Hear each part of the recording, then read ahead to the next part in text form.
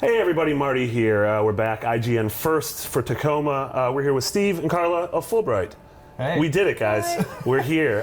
So we're going to take a look. You may have already seen the gameplay chunk, but we're going to walk through it again and provide a little bit of commentary. So let's have at it. So what is Tacoma? So, hi, I'm Steve. Tacoma is a story exploration game set on a space station, year 2088, after the crew has been evacuated. It's our follow-up to Gone Home, which was another first-person story game that we released a few years ago. And this is kind of following that in that tradition of allowing you to be in this environment, find out what happened to the people here by exploring, but it's really all about what it's like to be in a futuristic setting in this very foreign, kind of high-tech place away from our normal everyday lives. We're no longer in, this isn't the 90s sort of Americana anymore. Right. It's the 80s. Yes. But it's the 2080s. I like that. I like that. Right, we're playing as a woman named Amy. Can you tell us anything about Amy? Sure.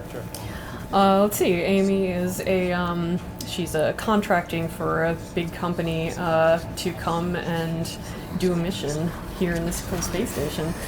She's here to.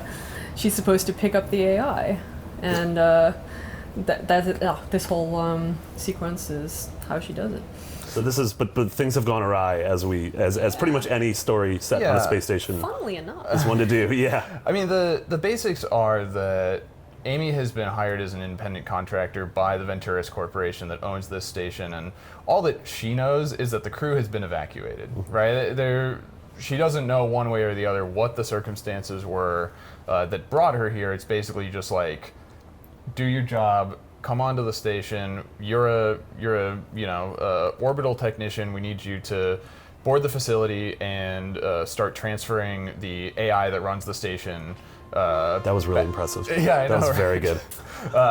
Back into your ship to return it to its owners, the Venturis Corporation. And so, really, as the player, all you know is where you are, that the crew isn't here, and what your job is. And a big part of the game is really discovering what all of the details behind what led to this situation are. Sure. What and really happened to the crew. This is 3 days after an incident that we are going to see a little bit of Pretty later much, on. yeah. The crew has just been recently evacuated. This isn't your kind of classic, Dead Space or System Shock video game space station that's been abandoned for months or years after some kind of disaster. Really, this was a very recently populated space, and the question is, what was the reason that these people had to be evacuated so suddenly? And part of the experience that you're having is that it's not just the environment and the objects that you're finding, but since this is a high-tech facility that is run by digital technology, there's these augmented reality systems that kind of run the whole station, and they include tracking the crew for, from the company's point of view, for like safety reasons, to see what was really happening on this facility in orbit. But because the computer systems are kind of in this semi-functional state, and Amy is a orbital technician that has kind of technical gear, she can recover these fragments of these augmented reality recordings that were created before she arrived. Kind of get these bits and pieces of what happened here while the crew was still on board. And so we see here we have a lot of information is displayed right now in terms of when this event took place. So we see 3 days ago. Yeah. It's a minute-long scene. We're able to rewind, fast forward, and pause at our leisure. There's no penalty for you don't have X amount of energy or anything like that. Right. Yeah. I mean, so we're talking right now. Let's say that there was something going on that you missed. You have full control, since these are digital recordings, to say, I want to bring this back and see that thing that, what were they talking about? What was the detail that I wanted to see more about? Because like you said, all we want is to be able to give the player access to every detail of this experience that they're interested in.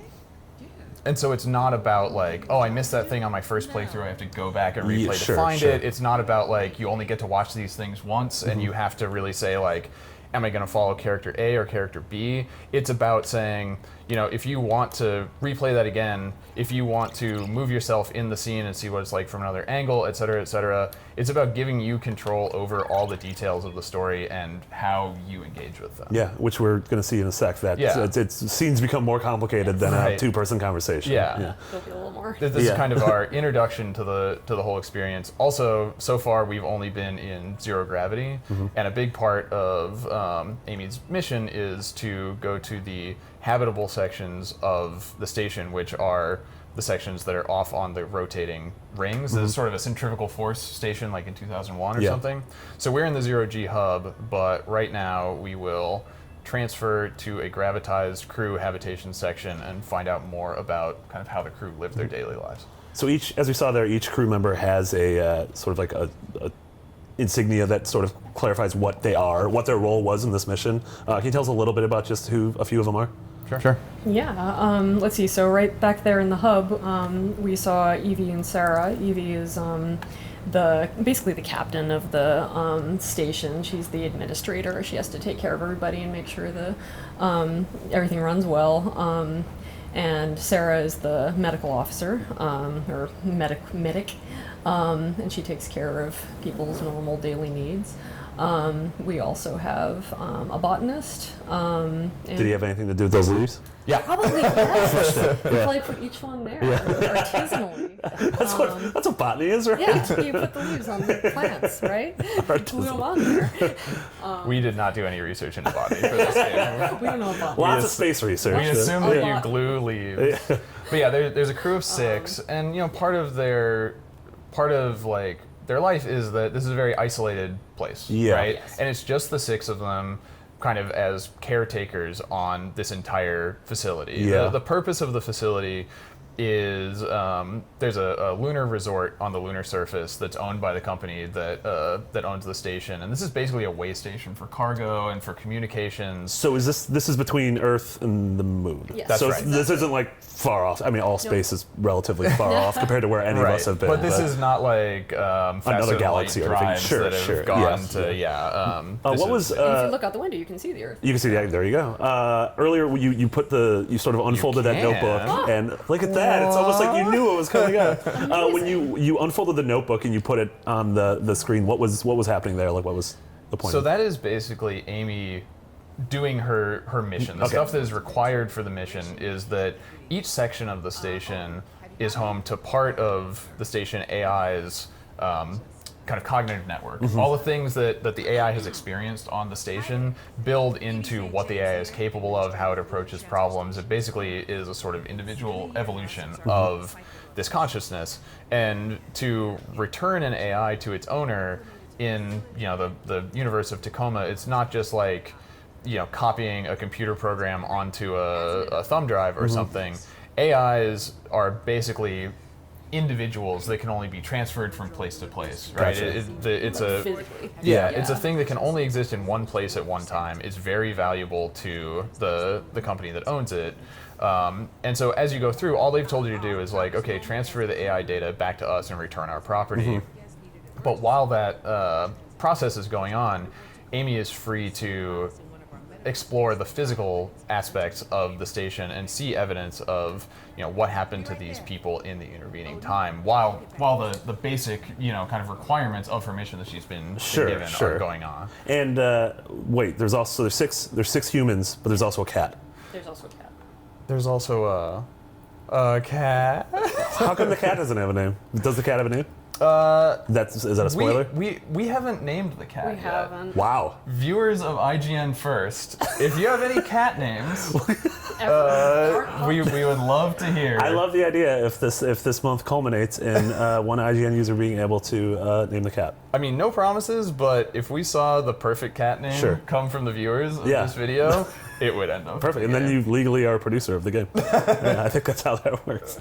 So the AI Odin, being an AI, it can exist in multiple places at once, as we see in this scene. So he's in here having a conversation, but he's also down by the pool table having a conversation at the same time. Yeah, it's kind of more like simultaneous processing. Yeah. It's like he doesn't really exist in these places. He's kind of putting forth a little AR representation of himself, and he can do that. It's like Dr. Manhattan. Yeah, exactly like Dr. Manhattan. I mean, I think that it's sort of, if you watched the movie Her, there's an interesting part of it, which is like, I mean, spoilers, but there's a part where they talk about how basically the AI that's one of the main characters of the movie is carrying on kind of relationships with like hundreds of people at a time, and it's because an AI, unlike a human, is able to actually multitask that kind of those kinds of cognitive things. And so Odin, the advantage of an AI is that Odin is able to kind of be conscious of everything that's happening on the station at once, which includes tracking what people are saying to him, responding to them, and also knowing everything that's going on with the station's mechanics and all of that kind of stuff that is more complex than a human is really capable of managing. Sure. But also the characters on the station know him as an individual, as this kind of entity with a personality, and so it's about them getting to know him as much as it is them living with each other. I'm gonna be honest, AI's always creep me out, so I don't have a 100% trustworthy relationship with. It's not uncommon. Yeah. Did you have a bad experience with an AI? I had a bad experience with the movie AI. Oh, no. Oh well. We don't have to talk about that. It's fine. It's I fine. can imagine that. Okay. So yeah, as we see here, as we were talking about earlier, it's this single 2.5 minute scene that's playing out, but it's playing out across multiple points of view across this room, and so in order to sort of get the entire story and who these characters are and what's happening right now, is you rewind it and then watch it sort of at your leisure, who you want to follow, when you want to leave that conversation and enter another one. Right. It's really the heart of the game is about the fact that we're seeing these snapshots of things that were happening on the station, and different characters on the station were going about their own personal daily business, all at the same time. Like, when you're in an office or when you're at a party or having lunch with people or whatever, there's always those moments where there's conversations going on. People are moving, point to point and kind of saying like, oh, I just talked to Alex about this and I wanted to come talk to you about this. Totally. And there's all this stuff that you as an individual can only see from one angle. But what we wanted to be able to give the player access to is to say like, okay, well, I was just listening to what Nat and Bert were talking about, and then I went and listened to some of what Sarah was talking about. But at that same time, I know that Andrew and Clive were up to something in here, and being able to say like, yeah, you have the freedom to say like, well, I think I'll go back here, pull the scene back to the beginning, and fill in this gap in my understanding and see not just what they were saying, but what they were interacting with, what was in the environment with them while these things were going on, and also while the stuff that the rest of the crew was doing was adding up to kind of the context for those things. And then additionally, Amy has her AR desktop that I opened up earlier, where she has access to information about the station, about her mission. Each of the characters, this is basically that AR desktop is what is kind of the OS of the station and how the characters interact with it. So at any point in these scenes where one of the characters opened their own personal desktop, because this is a record of everything that was going on in the AR system at this time, you can also recover data from their personal desktops and basically see what they were seeing at the time that these things were happening. So if he received an email and it was on his desktop, or in this case, if they were preparing something for this party, you can get more insight into not just like what it was, but who was kind of defining those things. So does each time this happen, you have the 4 options, or is that just sort of like a visual representation of the AR desktop? So in this case, like what we wanted to say was, this isn't a full simulation of like entirely how this OS would have worked. Functionally, this is a snapshot of what they had on their desktop at the time. So, if I was to go on your work computer, it might be like looking at what tabs you had open in your browser, but I can't just dig I'm gonna start going through all of your file folders or like start Googling things or whatever. It's very bad. I feel like I would regret that instantaneously. And since this is data that you're only getting snippets of, some of the data on their desktops is unrecoverable. Some of it you see there's this glitched out text that couldn't be recovered by the system, and it's about you filling in the gaps of sort of like what is the full picture this is giving me just based on what I can see of what's left over. Totally. It's very cool. So wait, we're celebrating Obsolescence Day right now. Yeah. What does that mean? So there's this kind of underlying theme, I guess, of the game, which is that you came onto the station because there was some kind of incident that required the crew to be evacuated. Obviously, the AI Odin is running the show here as far as just kind of keeping everything, or he's supposed to be keeping everything running smoothly. And these people are in this situation where they're basically tasked with being the caretakers of this facility that in a lot of ways could really just run itself. And so it's about this tension of, at some point, facilities like this were supposed to be completely automated, and but we're still at a point where, due to regulations and different requirements of kind of how space facilities are run in our fictional universe, that there has to be this this human crew to basically be the human element of making sure that nothing goes wrong. It's sort of like in the present day, there's the whole thing where I know right now Uber is going to be self-driving cars. Yeah, doing the self-driving cars in Pittsburgh, and there's literally a law that says there has to be a human driver at the wheel just in case something happens. And so, I think part of the tension of what it's like to be here is them saying, we're here, but we're not in charge. You know, and part of the research that we've done about people that are on isolated assignments, like in an Antarctic base or whatever, they make up holidays. They make up reasons to kind of structure their lives and to say, okay, well, normally, when you're on Tacoma, you're just looking at space. You don't get seasons. You don't get really day-night cycles. And so to give them purpose and to give them kind of something to structure their calendar around is one of those they create these things where fictional they're let's give milestones. ourselves jobs. Let's have a party. Yeah. But yeah. That's really cool. So obviously, aside from sort of the actual tangible elements of the environment through storytelling, and aside from the what happened 3 days ago, we have these events that took place further back in time. Right. Some of our AR scenes are in fact fragments. They're short little bits that are chiefly sound, and they can come from any time in the crew's tenure on the station. And this one has Evie playing a cool song to herself. One of the strings was broke. It's true. Did you notice? Yeah, I noticed. Did you hear it? Will we be able to figure that? When will that happen? I wonder if there might be some temporal environmental storytelling going on in this. Basically the crew has been stationed here for a year, and we're at the 1 year mark where they're finding out if they're going to be renewed for year 2. Gotcha. And so the AR system has been logging what's been happening to them for that entire duration. And the main scenes we've seen so far have been kind of the most recent stuff that was in the system. But there are these kind of little snippets of here's a moment that was happening kind of off of that main path of story that hopefully just gives you a little more insight into maybe the mindset of the individual characters and gives you some time just to kind of get to know them without saying okay, but how does this fit into the story? What was going on down in the lounge while this was happening? I think there are these. You could name that cat, dear viewer. There's its cat box. Oh my god. There's its cat food. It's delicious. That's a very strange looking cat. Wait, was that someone's cat? Oh